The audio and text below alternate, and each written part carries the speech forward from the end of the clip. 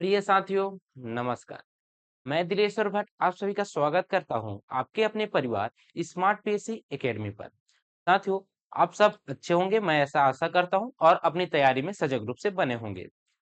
साथियों, पिछली कक्षा में हमने छत्तीसगढ़ की एक महत्वपूर्ण टॉपिक नदी अपवाह तंत्र को हम लोग पढ़ना प्रारंभ किए हैं, जिसके अंतर्गत हम लोग पिछली कक्षा में छत्तीसगढ़ की जो नदी अपवाह तंत्र है, नदी अपवाह तंत्र के अंतर्गत हम लोग यह जाने कि छत्तीसगढ़ की जो नदी अपवाह तंत्र है उसे कितने भागों में बांटा गया है, और साथ ही साथ हम लोग देखें कि जो छत्तीसगढ़ की जो नदी अपवाह तंत्र के अंतर्गत छोटी छोटी जो नदी अपवाह तंत्र है, नर्मदा नदी अपवाह तंत्र, ब्राह्मणी नदी अपवाह तंत्र और सोन नदी अपवाह तंत्र, इसके बारे में हम लोग अध्ययन कर चुके हैं पिछली कक्षा में। अगर आपने नहीं देखा है तो प्लीज एक बार जाकर पिछली कक्षा में भी जाकर देखिए।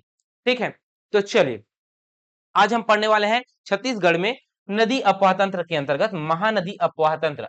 महानदी अपवाह तंत्र के अंतर्गत अगर देखें तो महानदी अपवाह तंत्र राज्य का सबसे बड़ा नदी अपवाह तंत्र है। क्या है? राज्य का सबसे बड़ा नदी अपवाह तंत्र है कौन सा? महानदी। महानदी अपवाह तंत्र। अपवाह तंत्र ये क्या है जी? ये है राज्य का सबसे बड़ा अपवाह तंत्र है। इसके अंतर्गत बहुत सारे क्षेत्रफल आते हैं। पिछली कक्षा में आपको मैं बता चुका हूं कि 77,000 4-3,000 वर्ग किलोमीटर क्षेत्रफल किसका है? महानदी अपवाह तंत्र का है। अगर प्रतिशत में अगर देखें तो लगभग यह 56.15% है। कितना है? 56.15% है। कितना है? 56.15% है। इसके साथ साथ देखें तो ये आधा से भी ज्यादा है।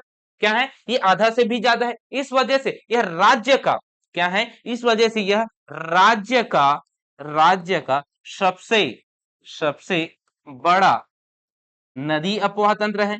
नदी अपवाह तंत्र है। ठीक है, ये क्या है? राज्य का सबसे बड़ा नदी अपवाह तंत्र है भाई।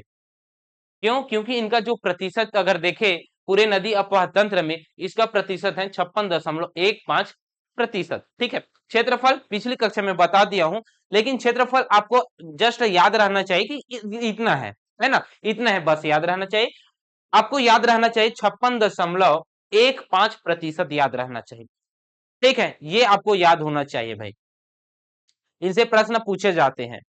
ठीक है, तो ये क्या है? छत्तीसगढ़ की नदी अपवाह तंत्र के अंतर्गत आज हम लोग महानदी अपवाह तंत्र पढ़ने वाले हैं, जिसके अंतर्गत हम लोग देखे हैं कि ये जो महानदी अपवाह तंत्र है इसका ढाल है, इसका जो ढाल है वो कुछ इस प्रकार से यहाँ पे आपको देखने को मिलेगा। कुछ इस प्रकार से आपको देखने को मिलेगा, मतलब ये उत्तर की ओर जा रहा है, उसके बाद पूर्व की ओर जा रहा है, अंत में यह पूर्व की ओर जा रहा है ना? तो इसका जो ढाल रहने वाला है, क्या है? इसका जो ढाल रहने वाला है महानदी अपवाह तंत्र का, वो ढाल रहने वाला है कौन सा? पूर्व दिशा की ओर। कौन सा? पूर्व दिशा की ओर। किसी को दिशा में कोई कंफ्यूजन नहीं है ना? चलिए, ये कौन सा है? ये है, हम लोग इस वाले राइट हैंड पार्ट अगर हम लोग लिख रहे हैं, जिसका हमारा फेस, अगर मेरा फेस इधर है तो मेरा राइट ये होगा।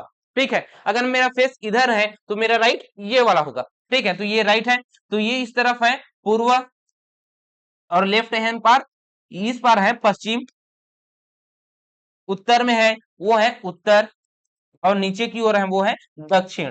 ठीक है, तो इसका भाव किस ओर है? इसका भाव है पूर्व की ओर।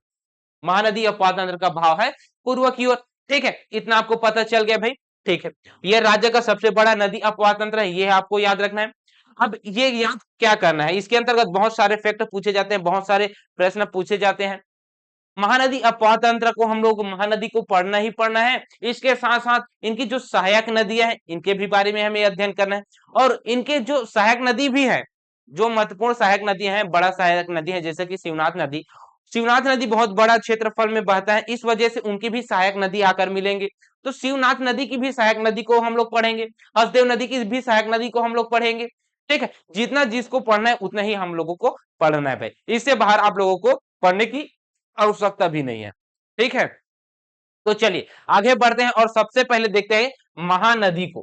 क्योंकि महानदी अपवाह तंत्र को देखना है तो इनकी सहायक नदी भी है और इन सहायक नदियों की भी सहायक नदी है। सबसे प्रमुख नदी तो महानदी है ना, तो महानदी को हम लोग देखते हैं भाई। ठीक है, एक नदी के अंतर्गत आपको क्या क्या पढ़ना है ये सब आपको भली भांति मैं कल के क्लास में, कल नहीं इन द सेंस मतलब पिछली कक्षा है ना, 2 दिनों से क्लास हो ही नहीं पा रहा है, ठीक है।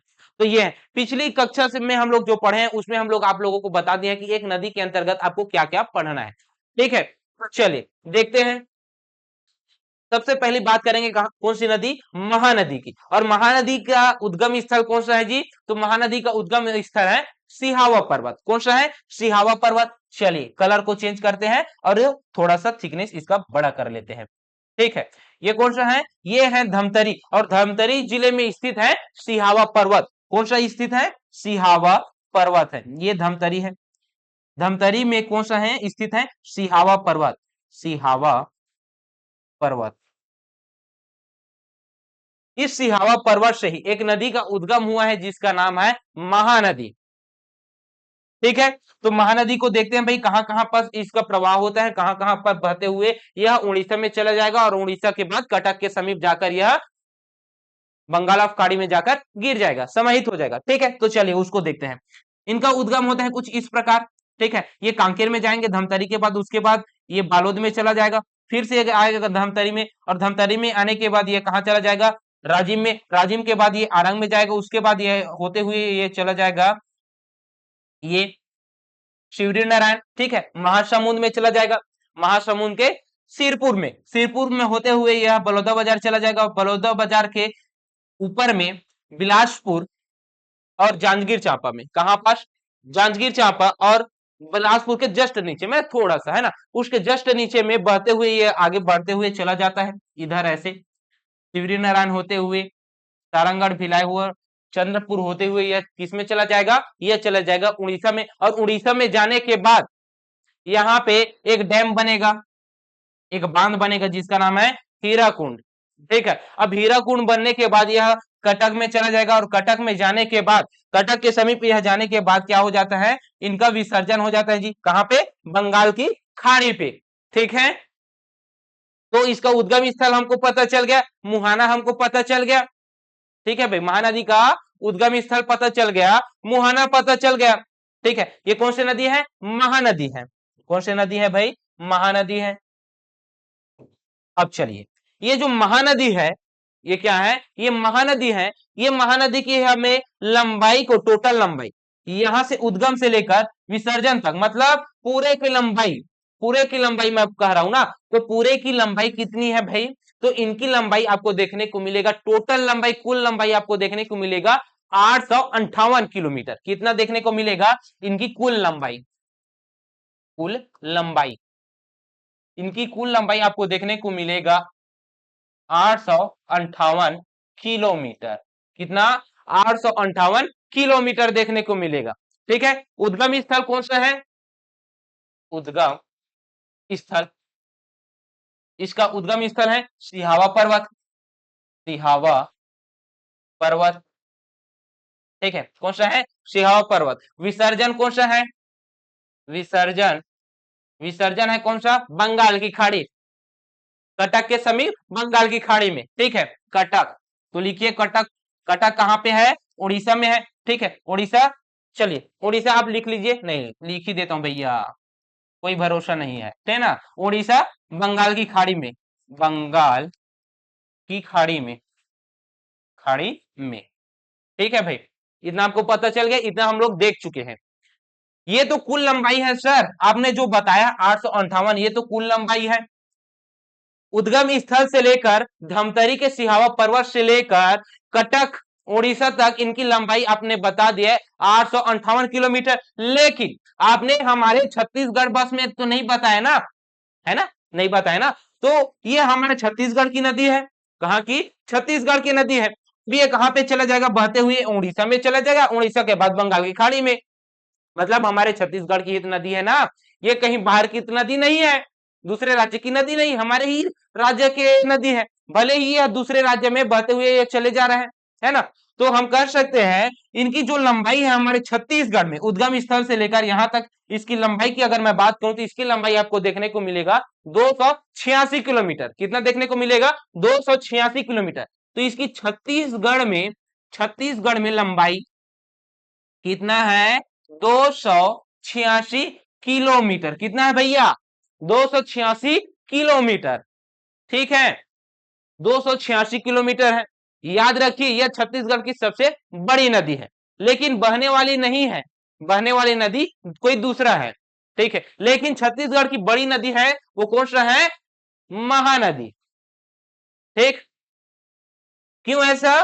क्योंकि इनकी जो नदी है यह इनकी कुल लंबाई को ले रहा है ना, हमारे छत्तीसगढ़ के अंतर्गत कुल लंबाई को ले रहा है, ये बड़ी होगी इस वजह से। लेकिन हमारे छत्तीसगढ़ के अंतर्गत एक भूभाग है, उस भूभाग के अंतर्गत हमारे छत्तीसगढ़ के अंतर्गत बहने वाली सबसे बड़ी नदी कौन सी है? तो वो शिवनाथ नदी है भाई, 290 किलोमीटर बहती है।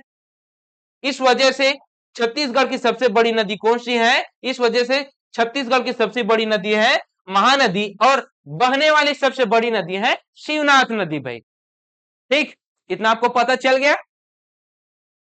ठीक है भाई, अब आगे और तथ्य बात करते हैं। ये क्या है? बड़ी नदी है, छत्तीसगढ़ की सबसे सबसे बड़ी नदी है, बड़ी नदी है। क्या कर लीजिए, इसको नोट कर लीजिए और लिखिए, ये पहला। और दूसरा पॉइंट, और दूसरा और याद रखिए, कौन सा दूसरा पॉइंट? कि यह छत्तीसगढ़ की जीवन रेखा है। कौन सी है? छत्तीसगढ़ की जीवन रेखा नदी है, छत्तीसगढ़ की जीवन रेखा, जीवन रेखा है। कौन है? महानदी छत्तीसगढ़ की जीवन रेखा है, क्योंकि छत्तीसगढ़ के मध्य भाग में कृषि होता है, यह बेसिन क्षेत्र है, इस वजह से कृषि होता है। तो कृषि कार्य करने के लिए आपको पानी की आवश्यकता होगी, अधिक पानी की आवश्यकता होगा, तो अधिक पानी की आवश्यकता होता है। इस वजह से महानदी में बहुत जगहों में क्या है? अधिक डैम बनाया गया है।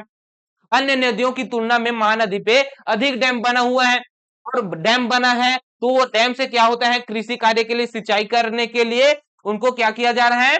सिंचाई करने के लिए डैम का निर्माण किया जा रहा है, और डैम का निर्माण करने के बाद उसमें सिंचाई सुविधा दिया जा रहा है। ठीक है, नहर का निर्माण किया जा रहा है, तो ये है भाई। तो छत्तीसगढ़ की जीवन रेखा नदी इस वजह से कहा जाता है।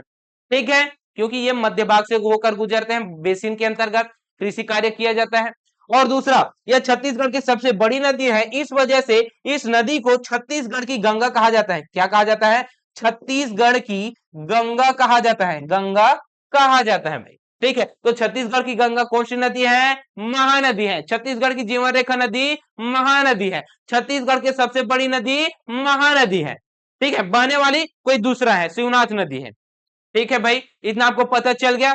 ठीक है, तो चलिए अगले क्वेश्चन की ओर बढ़ेंगे, और क्वेश्चन को जानेंगे कि किस प्रकार से पूछ सकता है। देखिए, ये जो क्वेश्चन आप लोगों को बनाया जाएगा, किस प्रकार से बनाया जाएगा? छत्तीसगढ़ की सबसे बड़ी नदी कौन सी है, ये रहेगा। इसमें से एक ऑप्शन में महानदी को दिया रहेगा, और 3 ऑप्शन में कोई दूसरा दिया रहेगा। साथ ही साथ जीवन रेखा नदी कौन सी है, ये हो जाएगा। तो बहुत सारे आपको यहाँ पे क्वेश्चनों को देखने को मिल गया। 4-5 क्वेश्चन यहाँ से देखने को मिल गया भाई। ठीक है, 5-6 क्वेश्चन यहाँ से देखने को मिल जाएगा। कुछ इसी प्रकार से क्वेश्चन बनेगा। इसके अलावा और किस प्रकार से प्रश्न बनता है? इसके नामकरण से भी प्रश्न बनता है भाई। महानदी को प्राचीन काल में किस नाम से जाना जाता है? सतयुग में किस नाम से जाना जाता है? त्रेता युग में किस नाम से जाना जाता है? द्वापर में किस नाम से जाना जाता है? कलयुग में किस नाम से जाना जाता है? इस प्रकार के प्रश्न बनते हैं। तो चलिए देख लेते हैं कि सतयुग में किस नाम से जाना जाता है, त्रेता युग में किस नाम से जाना जाता है, इसे हम लोग देख लेते हैं। ठीक है, तो देखिए महानदी का नामकरण देखते हैं। महानदी का नामकरण, तो महानदी का नामकरण की अगर मैं बात करूं, तो महानदी के नामकरण के अंतर्गत आपको देखने को मिलेगा कौन कौन सा नाम। एक तो आपको देखने को मिलेगा प्राचीन काल में, क्या देखने को मिलेगा? प्राचीन काल में। पहले देखते हैं प्राचीन काल। प्राचीन काल, प्राचीन काल में महानदी को किस नाम से जाना जाता था भाई? तो प्राचीन काल में महानदी को कनक नंदनी के नाम से जाना जाता था। कौन सा नाम? कनक नंदनी, कनक नंदनी। कौन सा नाम? कनक नंदनी के नाम से जाना जाता था भाई।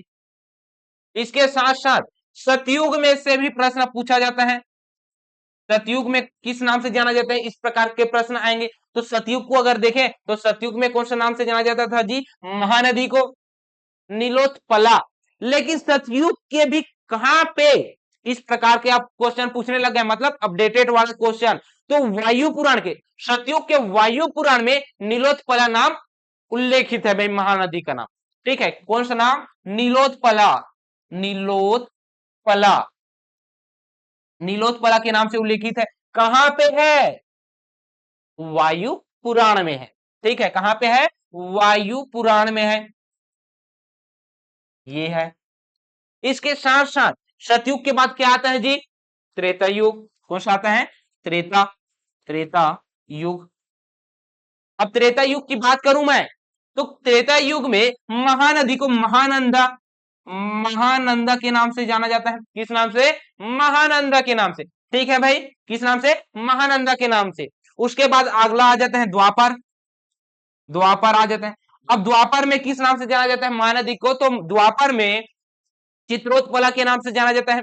किस नाम से? चित्रोत्पला, चित्रोत्पला। ठीक है, किस नाम से? चित्रोत्पला के नाम से जाना जाता है। अब ये चित्रोत्पला द्वापर में कहां पास देखने को मिलेगा, कहां पास इसका नाम उल्लेखित है? इस प्रकार के प्रश्न पूछे जाते हैं, डेटेड है। तो स्कंद, किसमें? स्कंद पुराण, स्कंद पुराण, स्कंद व मत्स्य, किसमें? स्कंद व मत्स्य पुराण में आपको देखने को मिलेगा भाई। मत्स्य, मत्स्य पुराण में यहां पे उल्लेखित है। द्वापर में भी कहा? स्कंद व मत्स्य पुराण में। ठीक, ये हो गया।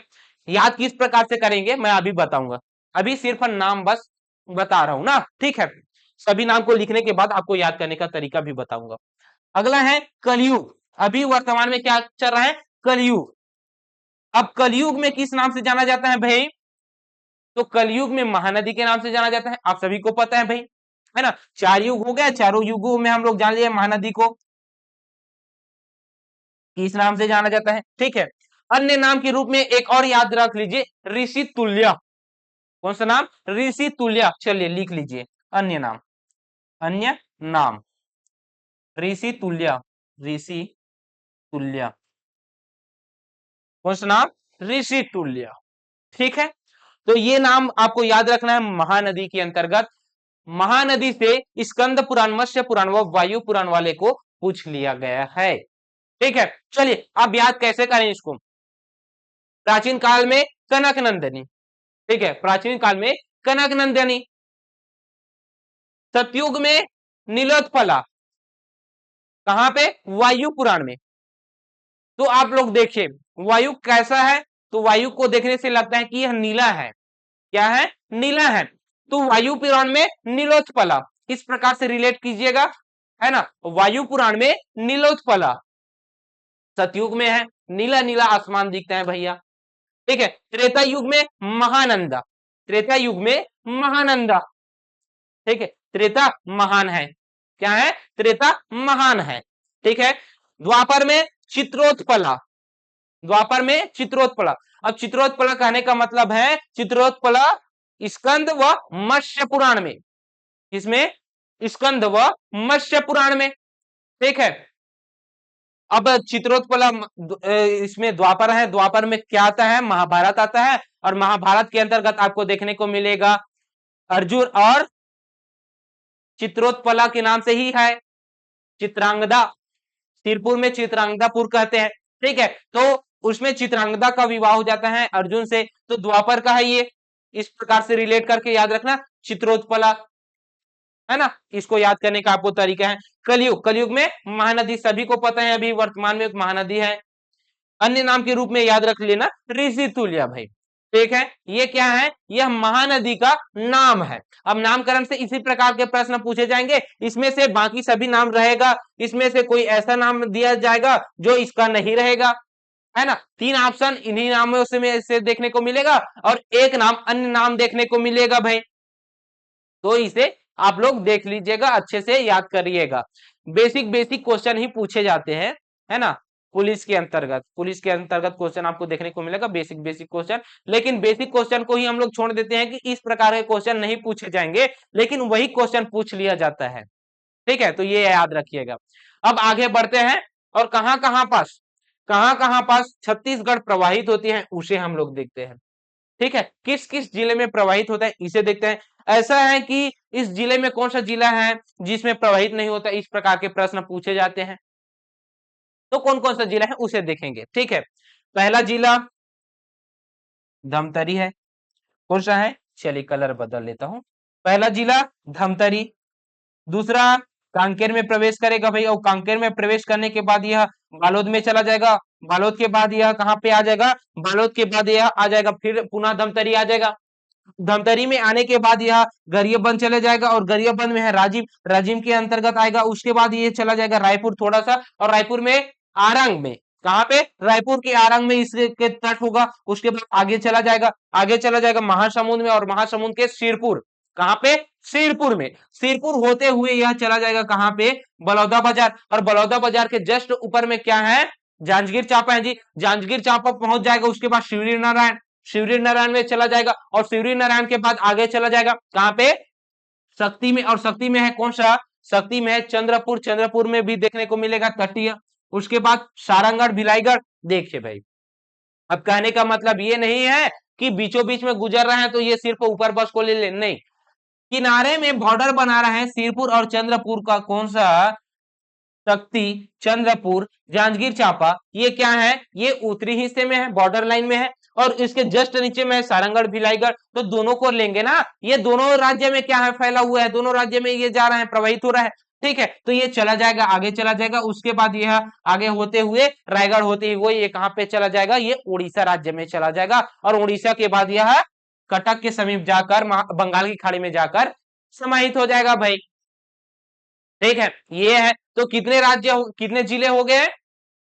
दो जिले। कितने राज्य? दो, सॉरी सॉरी सॉरी, दो राज्य हो गए। ठीक है, जिले कितने हुए? गिनते हैं भैया। पहले तो 9 था, है ना? अब तो नया नया जिला बन गया, अपडेट हो गया। अब तो दूसरा कोई पढ़ेंगे सर?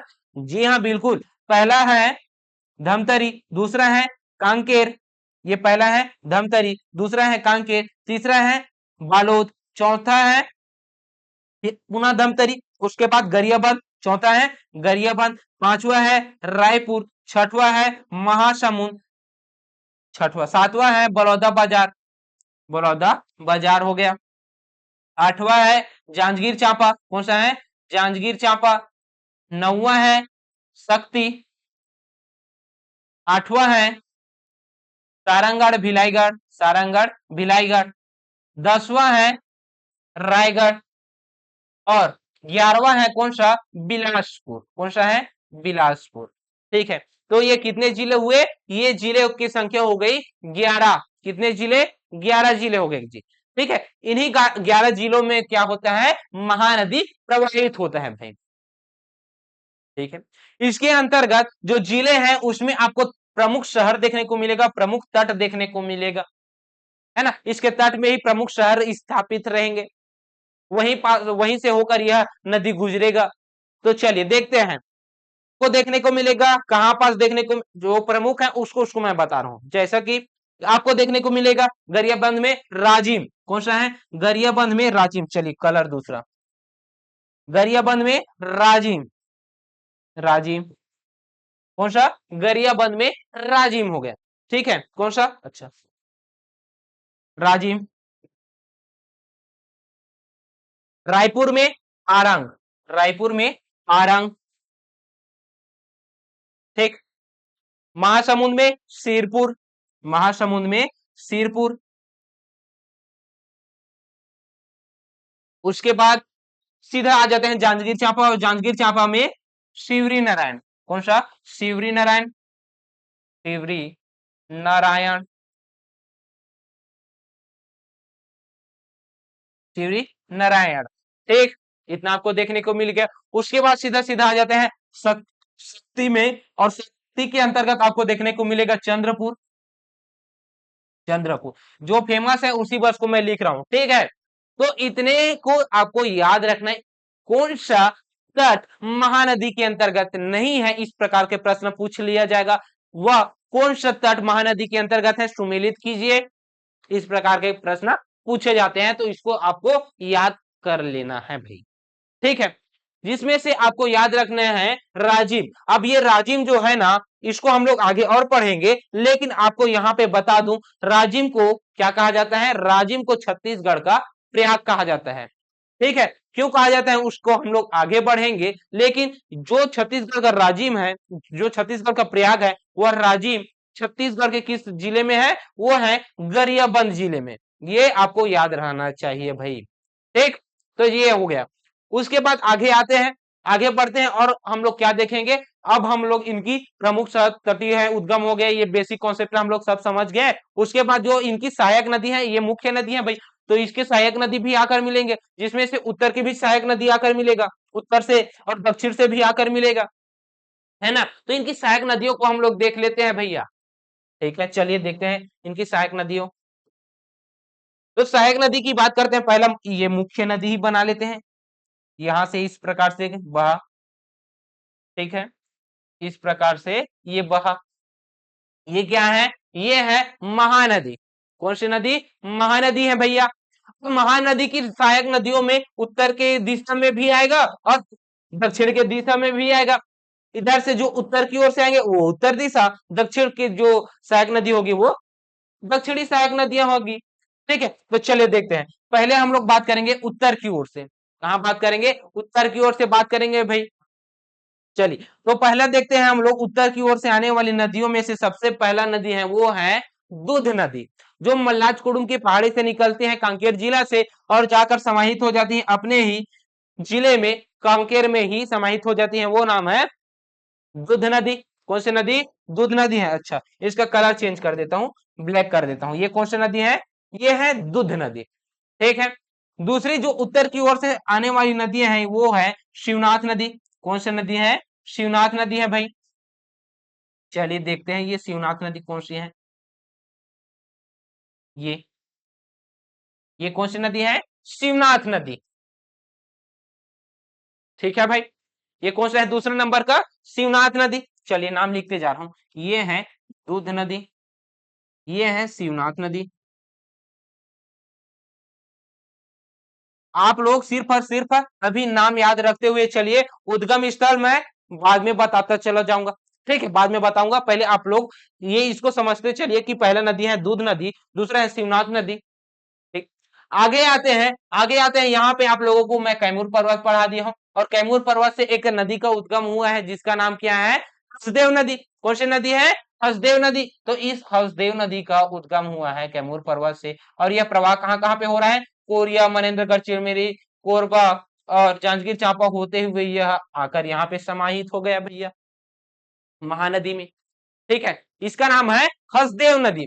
ये क्या नाम है? हसदेव नदी। इस नदी का नाम हसदेव नदी, हसदेव नदी है। ठीक है, और हम लोग और आगे बढ़ते हैं भाई। आगे बढ़ने पर हमें पता चलता है कि कोरबा में क्या है? कोरबा में, कोरबा में एक नदी का उद्गम होता है कोरबा के पठार से, जिसका नाम है बोरई नदी। कौन सी नदी? बोरई नदी। अब ये बोरई नदी को मैं कहां पास लिखूं? चलिए इधर लिख देता हूं, बोरई नदी, बोरई नदी, बोरई नदी है। ठीक है, कौन सी नदी? बोरई नदी है। आगे है मैनपाट से, वहां से मैनपाट से एक नदी का उद्गम हुआ है, उस नदी का क्या नाम है? मांड नदी। कौन सी नदी? मांड नदी है। ये है, और चंद्रपुर के में आकर यह महानदी से मिल जाती है भाई। ठीक है, अब आगे है जो रायगढ़ के जिले से उद्गम होते हैं, उस नदी का नाम है केलो नदी। कौन सी नदी? केलो नदी। ये है, अच्छा नाम नहीं लिखा ना, ये है मांड नदी, मांड नदी, ये है केलो नदी।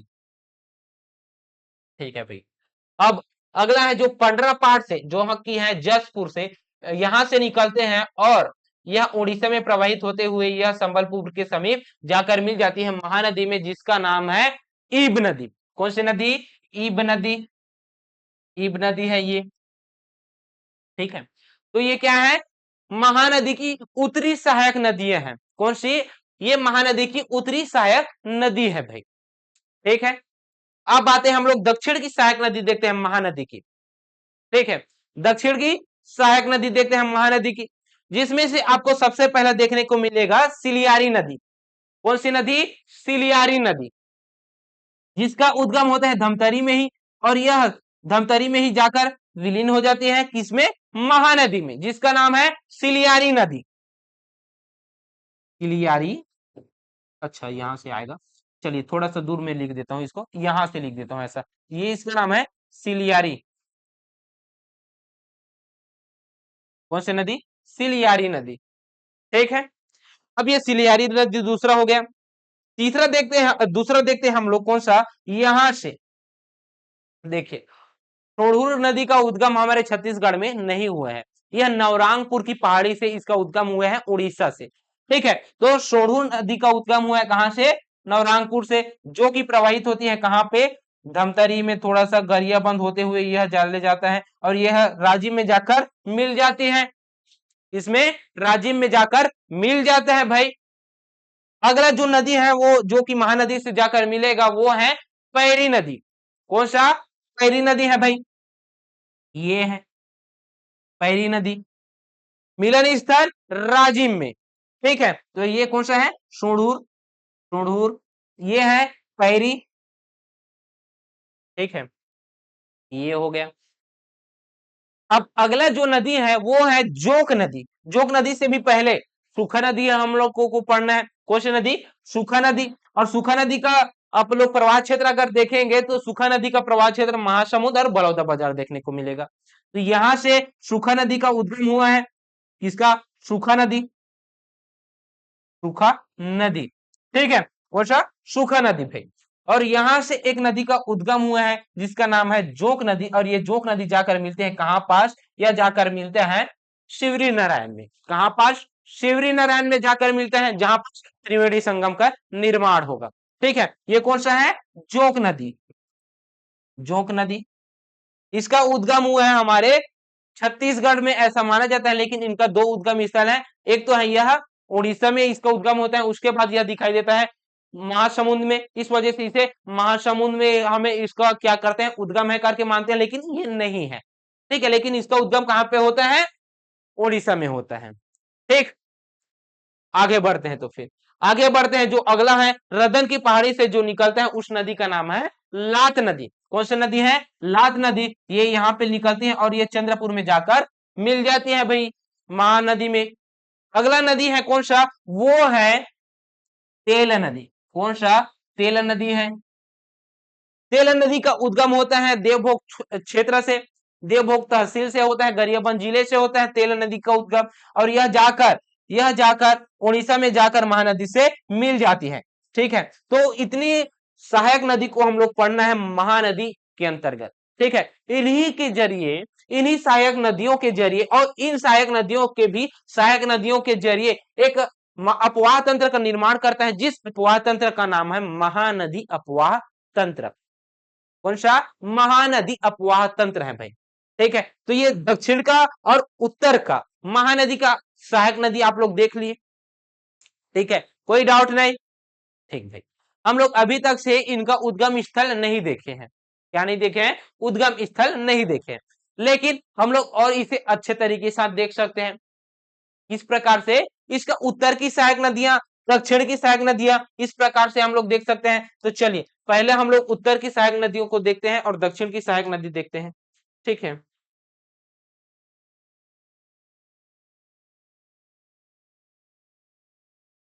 ये इसी में देख लेते हैं।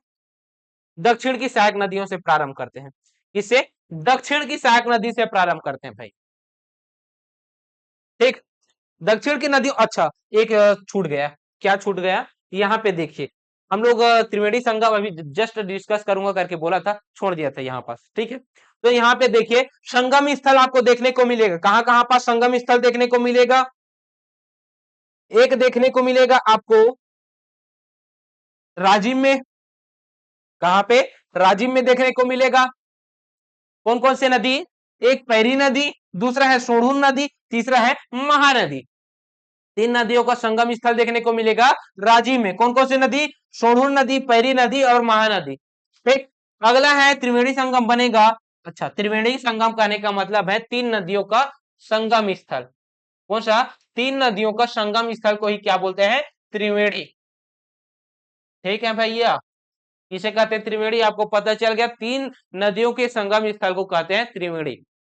ठीक, तो इसी प्रकार आपको देखना है राजिम में क्या है? तीन नदियों का संगम है, सोढ़ूर, पैरी और महानदी। शिवरी नारायण में है शिवनाथ नदी, महानदी और नीचे से जोक नदी। ठीक है, यहाँ पास जाकर मिल रहे हैं। उसके बाद अगला आपको याद रखना है, महानदी में त्रिवेणी संगम बना हुआ है, इसका नाम है चंद्रपुर में। कहां पे? चंद्रपुर। चंद्रपुर। इस चंद्रपुर में लात नदी, कौन सी नदी? लात नदी और मान नदी का क्या है? त्रिवेणी संगम है। मान नदी, लात नदी, महानदी, तीनों का क्या है? त्रिवेणी संगम है। ये है शिवरी नारायण, शिवरी नारायण। ठीक है भाई। ये कौन सा है? ये है राजिम, ये राजिम है। ठीक, इतना आपको पता चलेगा। ये क्या है? संगम स्थल है। अब इसकी जो सहायक नदियां हैं उसमें से दक्षिण के हम लोग सहायक नदियां देखेंगे अब अगला। चलिए दक्षिण की सहायक नदियां देखते हैं।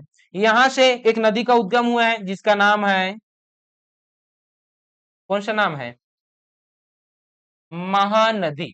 ठीक है, कौन सा नदी? महानदी। और महानदी की दक्षिणी सहायक नदियों में से सबसे पहला सहायक नदी है, तो वो कौन सा है? वो है, वो कौन सा है? वो है सिलियारी नदी। कौन सा? सिलियारी नदी। सिलियारी नदी का उद्गम कहां पे हुआ है? धमतरी में ही हुआ है। पहला नदी सिलियारी नदी,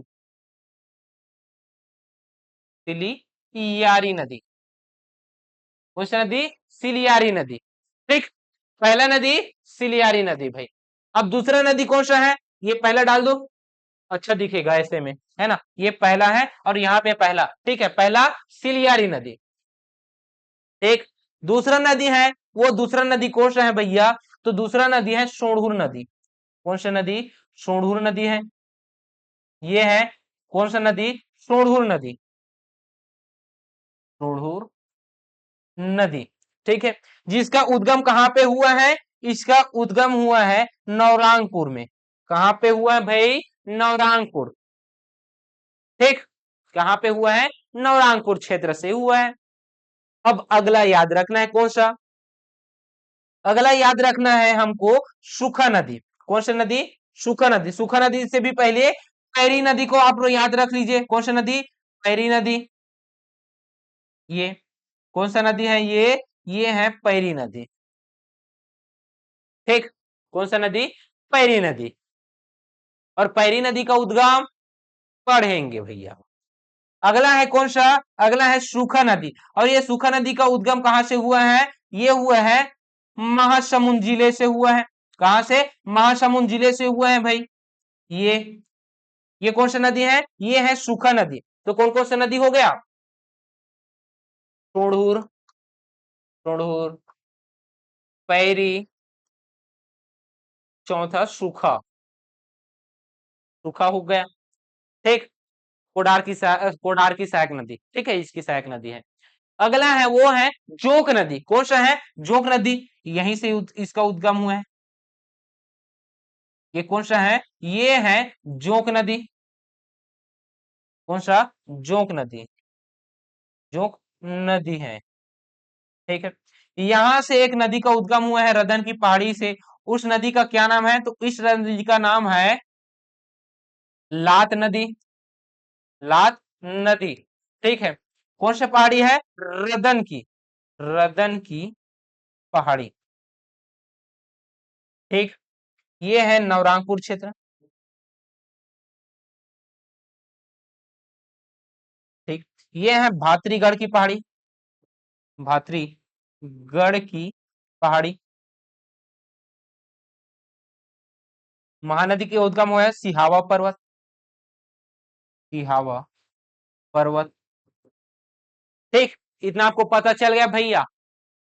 अब क्या याद रखना है? ये तो हो गया इनकी सहायक नदियां। अच्छा, एक और है, कौन सा है? वो है यहाँ पास तेल नदी को हम लोग छोड़ दिए।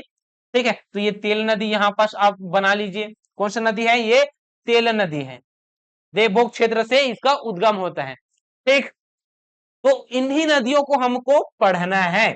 ये क्या है? ये दक्षिण की सहायक नदी है। क्या है? महानदी की, महानदी की दक्षिणी, दक्षिणी सहायक नदियां हैं, सहायक नदी है।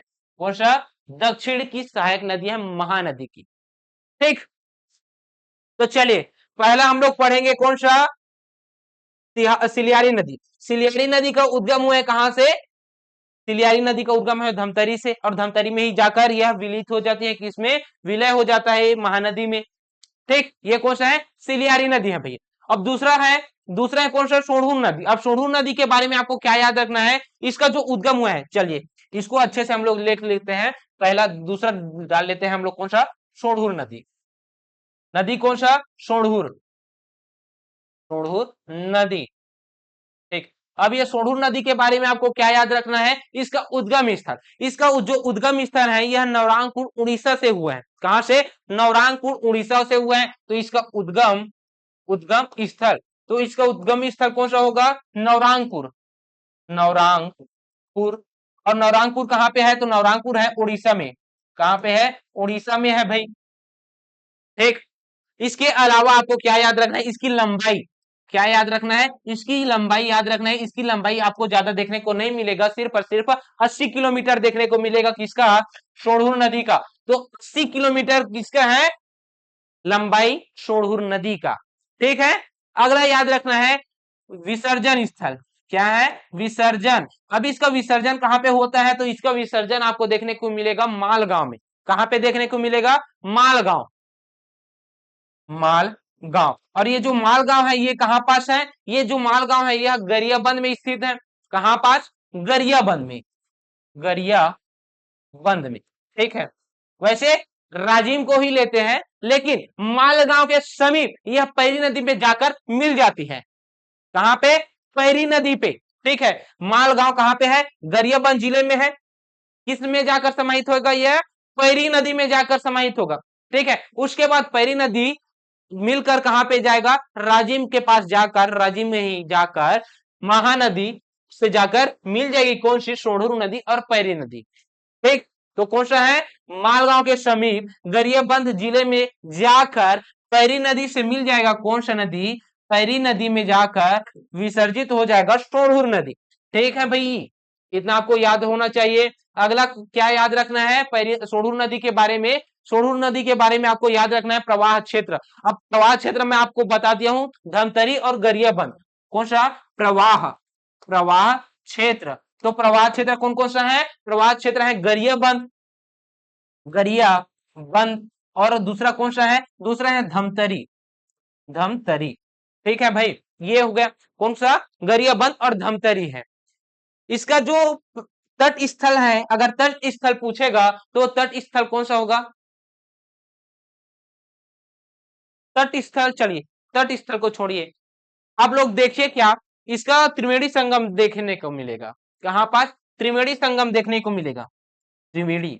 अब त्रिवेणी संगम कहां पे देखने को मिलेगा, सोढ़ूर नदी का त्रिवेणी संगम आपको देखने को मिलेगा राजिम में, देखने को मिलेगा। कहां पास, राजिम में। और राजिम में कहा, कौन कौन नदी जाकर मिलेगा, तो राजिम में जाकर मिलेगा ये मालगांव के समीप गरियाबंद में पैरी नदी पे जाकर मिल जाएगा, और पैरी नदी और सोढ़ूर नदी पानी जाकर कहां पे मिल जाएगा, राजिम में जाकर मिल जाएगा। इस वजह से तीन नदियों का संगम आपको देखने को मिलेगा राजिम में। कौन कौन सी नदी, पैरी नदी, पैरी नदी प्लस सोढ़ूर नदी, सोढ़ूर नदी प्लस कौन सा, महानदी। ठीक है, कौन सी नदी, महानदी, महानदी आपस में जाकर मिल जाती है, त्रिवेणी संगम का निर्माण होता है। ठीक है, एक सेकेंड, हेलो, हाँ जस्ट थोड़ा सा उस समय लगी, कम से कम 10 10 मिनट। ठीक, ठीक है, थोड़ा अर्जेंट कॉल है, इस वजह से दोस्त का एक्सीडेंट हो गया, तो वहां पे जाना पड़ रहा है।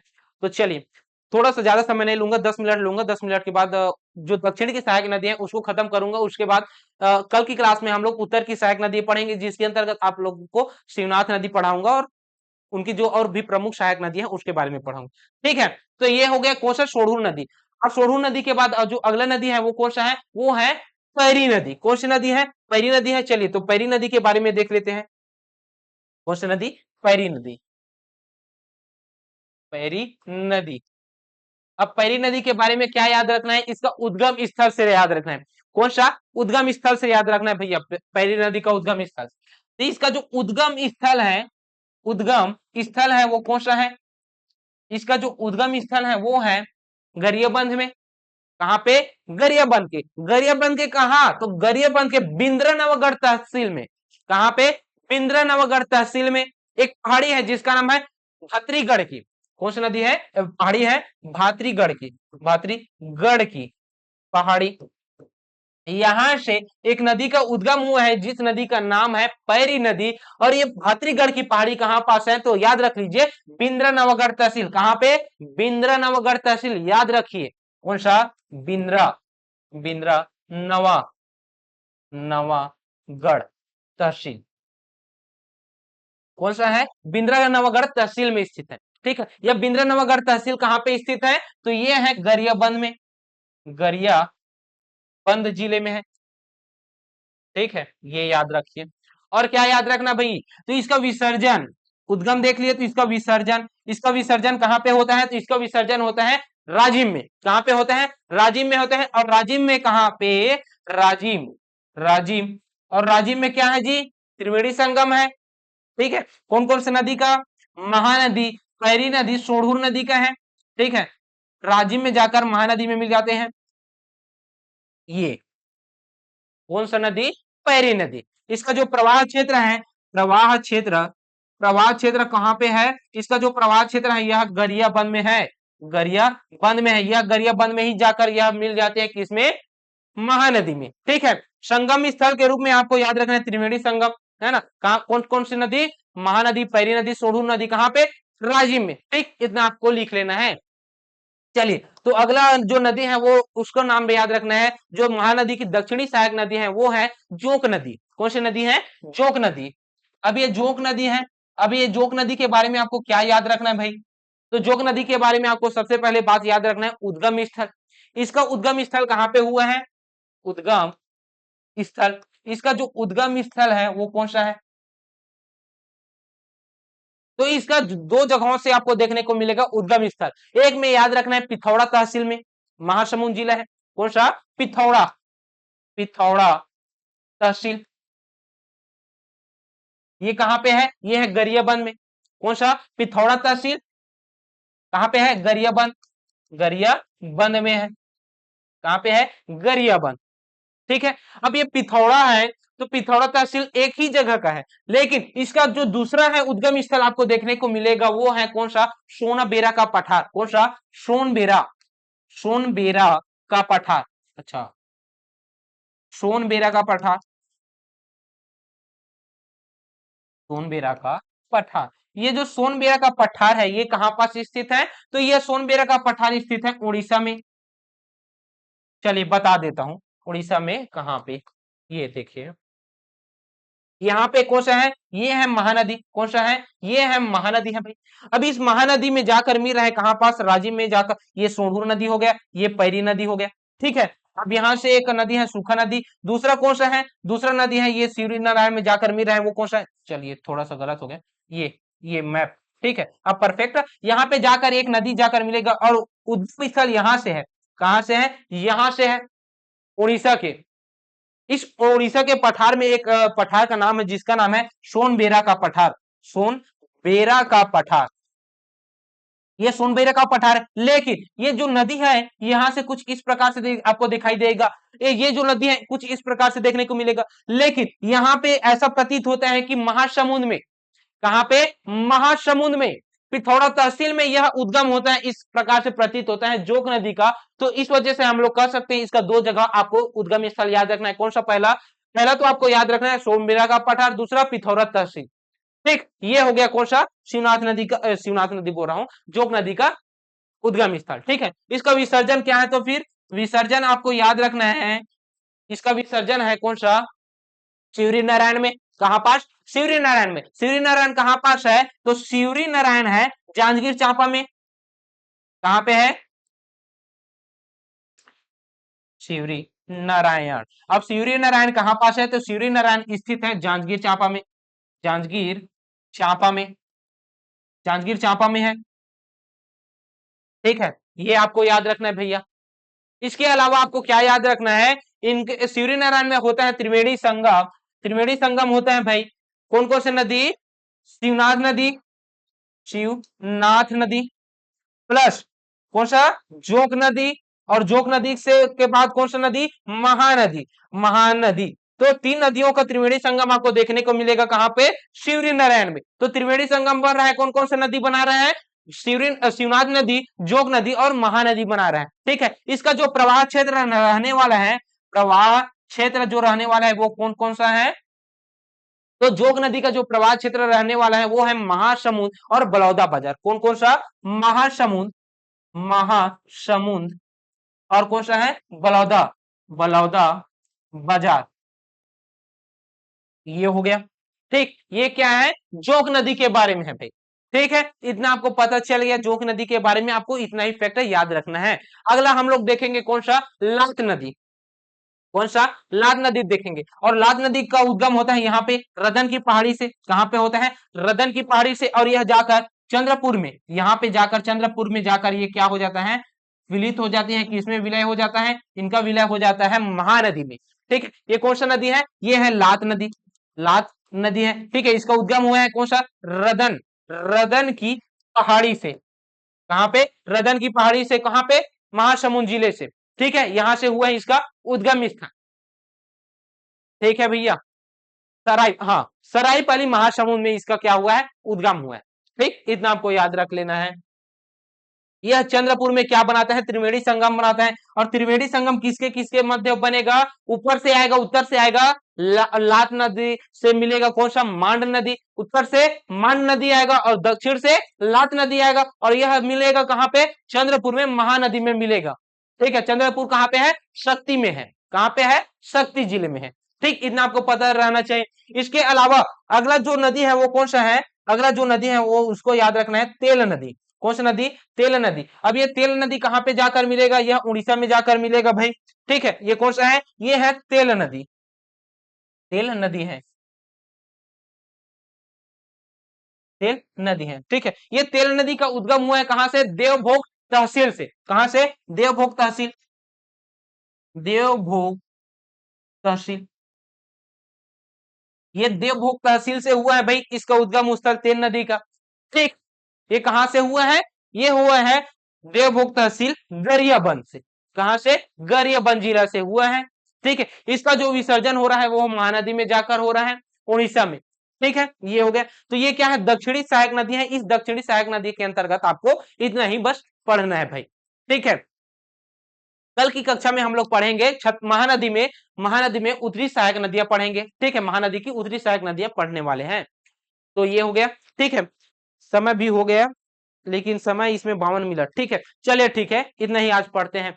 तो आज की यह कक्षा कैसा लगा कमेंट करके बताएंगे कि किस प्रकार का यह क्लास रहा है। अगर आपको यह कक्षा अगर पसंद आया होगा तो वीडियो को लाइक कीजिएगा और वीडियो को शेयर भी कीजिएगा। ठीक है, अगर हमारे चैनल में नए आए हैं तो चैनल को सब्सक्राइब कीजिएगा और बेल आइकन को भी दबाना ना भूलिए, क्योंकि इसी प्रकार की वीडियो की नोटिफिकेशन पाने के लिए आपको बेल आइकन को भी प्रेस कर लेना है। ठीक है, तो चलिए मिलते हैं नेक्स्ट कक्षा में। तब तक के लिए जय हिंद, जय भारत, जय छत्तीसगढ़।